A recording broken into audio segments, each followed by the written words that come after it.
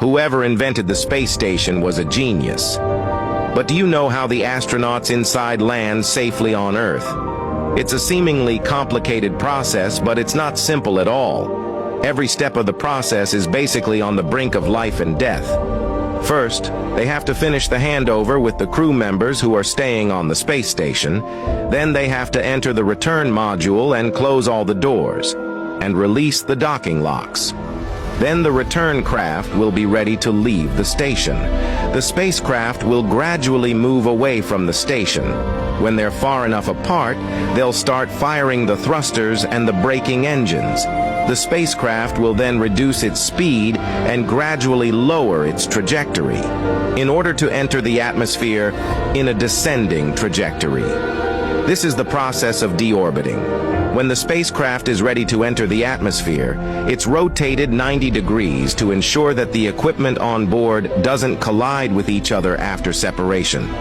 Then the propulsion module, the return module, and the orbital module are divided into 3 parts to return to Earth.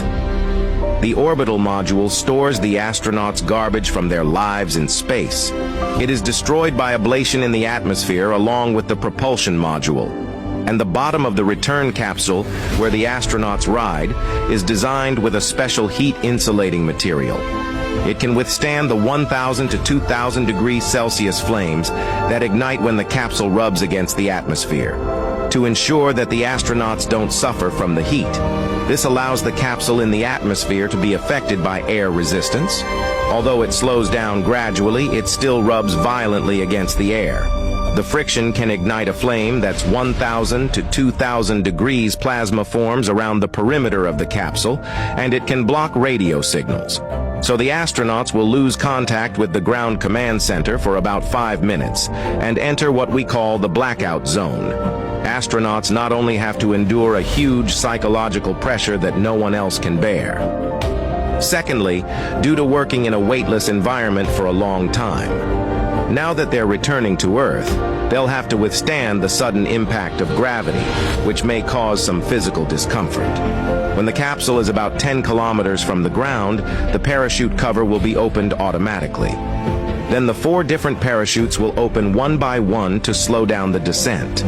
The bottom heat shield will separate. The thrust reverser engine, which serves as a cushion on the ground, will be exposed.